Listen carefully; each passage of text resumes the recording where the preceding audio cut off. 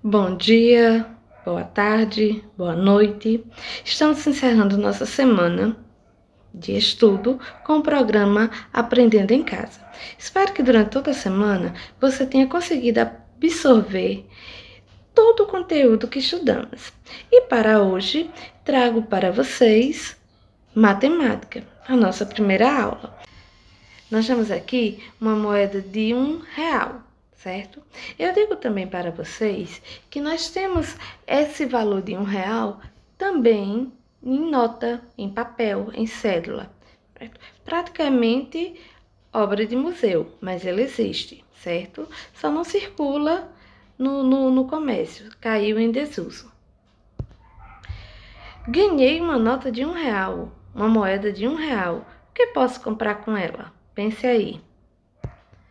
Balas? Pipoca? Vamos ver. Mas antes de gastar, vamos ver de quais formas podemos obter o valor de R$ 1 de forma diferente. Tem aqui as moedas de 1 centavo. Alguém aqui já conseguiu ver uma moeda de 1 centavo? Porque assim como a cédula de R$ 1, ele também está em desuso, certo? É obra de museu, viu? Mas o valor de 1 centavo é importante.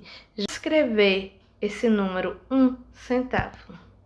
Então, aqui é a moeda de 1 centavo. Eu posso escrever 1 centavo usando o seguinte número: 0,01 ou 1 centésimo. 1/100 é 1 centésimo. Isso significa dizer que todas essas moedas de 1 centavo, certo? Eu preciso ter 100 moedas de 1 centavo para formar R$ 1. Olha só, com as 10 moedas de 1 centavo, eu formei que valor? 10 centavos. Olha como é que eu represento o valor 10 centavos. A escrita em dinheiro, certo? Na forma de dinheiro, para representar dinheiro. 0,10. Ou, na forma de fração, 10 centésimo. Aqui eu trago para vocês duas formas de representação. Uma chamada decimal, que é o uso da vírgula, e outra chamada de fração, que é o uso do número com esse tracinho. Um número em cima, que nós vamos chamar de numerador, o tracinho, um número embaixo chamado de denominador, que a gente vai ver direitinho o que é cada um, numerador e denominador. Vamos adiante. Então, com 10 moedas de 10 centavos, eu posso formar que valor? Vamos lá? 10, 20, 30, 40, 50, 60, 70, 80, 90, 100. Então, eu posso formar o valor de R$ 1. Preciso de 10 moedas de 10 centavos para formar R$ 1. Então, e com moedas de 25 centavos e de 50? Certo? Vamos ver como é que vai ficar? Né?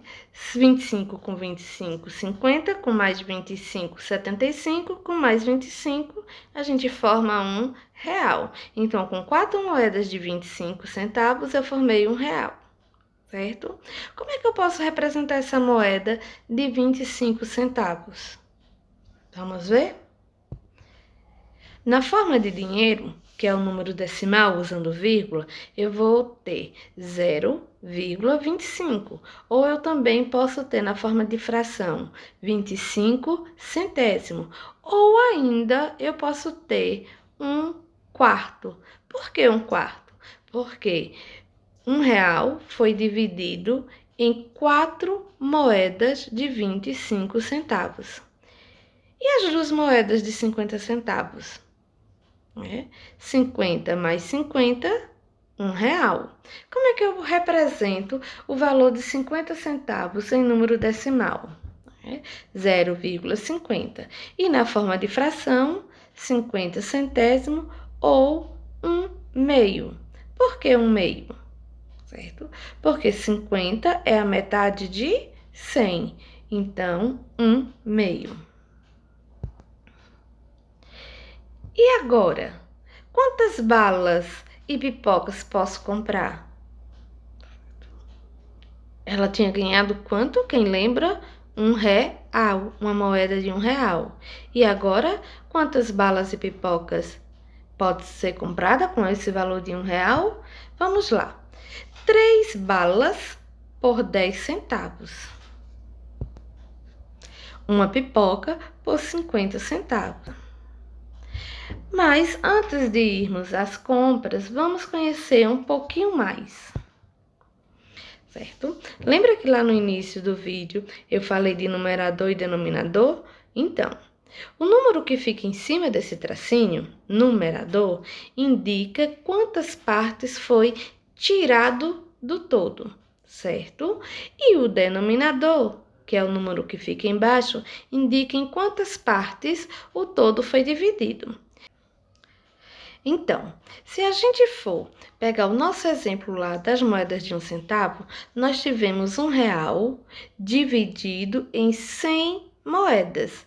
E cada moeda de 1 centavo representa uma parte que vai ser utilizada. Ou seja, se eu peguei minha moeda de um real e troquei por 100 moedas de 10 centavos, de 1 centavo, desculpa, certo? E eu vou no supermercado comprar 10 centavos de bala, então eu vou usar quantas partes?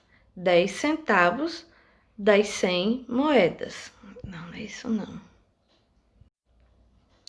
Então, numerador e denominador, certo? Quando a gente pegou a moeda de R$ 1 e dividiu, certo? E trocou por moedas de 1 centavo, eu passei a ter 100 moedas. E quando eu for comprar, as moedas que eu utilizar vai ser o número de partes que eu vou tirar deste valor. Vai ser o valor que eu vou utilizar.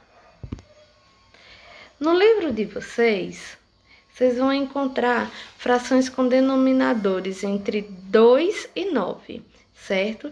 Então, vocês vão encontrar aí 1/2, 1/3, 1/4, 1/5, 1/6, 1/7, 1/8 e 1/9. Vocês ainda vão ter frações com denominadores 10, 100 e 1000. E como é que vai ser lido estes denominadores com 10, com 100 e com 1000? Certo? Os denominadores com 10 eu vou ler de décimo. Então, nessa fração aí eu tenho 1/10. As frações com denominadores 100 eu vou ler de centésimo. O exemplo que nós temos no livro é 8 centésimos. E os denominadores com o número 1000, eu vou chamar de milésimo. Então, aí no exemplo, nós temos 40 milésimos. Em alguns casos, precisamos também usar o nome avos para ler a fração. Vejam aí o exemplo. 1/15, 9/25, 5/19. E como é que vamos ler o número quando ele vier na forma decimal, que é usado para representar os números de valores de dinheiro, certo? Então, eu tenho aqui 0,537, certo? Todo número que está antes da vírgula, certo? À esquerda da vírgula, que vem antes da vírgula, ele vai ser o inteiro. Os números depois da vírgula são os décimos. O segundo número depois da vírgula, o centésimo. E o terceiro número depois da vírgula, o milésimo. Vejamos aqui a reta. Como é que a gente pode representar os números decimais em uma reta e os números fracionários, certo? Na primeira reta, nessa setinha, nós temos um espaço entre 1 metro e 2 metros. Irá existir número entre 1 metro e 2 metros? Sim. Se você pegar a sua régua escolar, você vai ver lá os centímetros, que entre 1 centímetro e outro, nós temos pontinhos. divisórias. A mesma coisa também acontece aqui. Então, entre 1 metro e 2 metros, nós vamos ter números, certo? Aí na reta nós temos 1,1 metro, 1,2 metros, 1,3 metros, 1,4 metros, 1,5 metros, 1,6 metros, 1,7 metros, 1,8 metros, 1,9 metros e aí fechamos em 2 metros. Aí embaixo, cada parte representa um terço. Se eu fosse colocar números em cada espaçozinho dessa reta, eu ficaria 0, 1 terço, 2 terços e 1.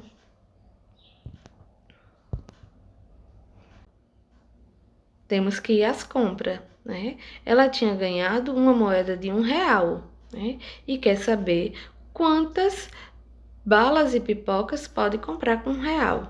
Qualquer coisa, dê uma pausa no seu vídeo e tente resolver esse problema, certo?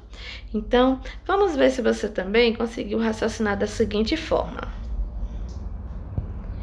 Se 3 balas custa 10 centavos, eu posso ir agrupando as balas de 10 em 10 até formar R$1.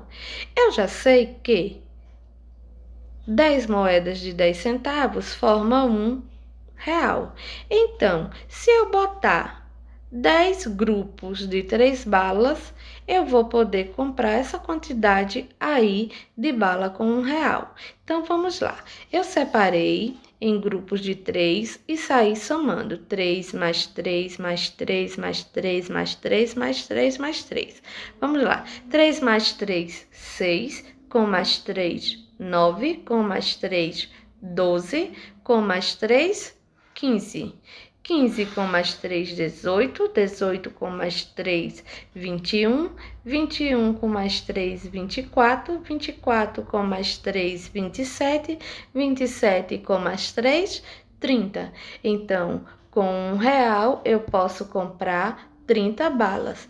E quantas pipocas eu posso comprar com R$1? Posso comprar 2 pipocas, que deve ser feita no livro. Então, na atividade de hoje, você vai fazer a atividade no livro, páginas 9 até a página 14, ok? Então, caprichem na hora de fazer a atividade. E aqui o meu recadinho. Na matemática da vida, a regra que deve ser aplicada mais vezes é a multiplicação dos seus sonhos.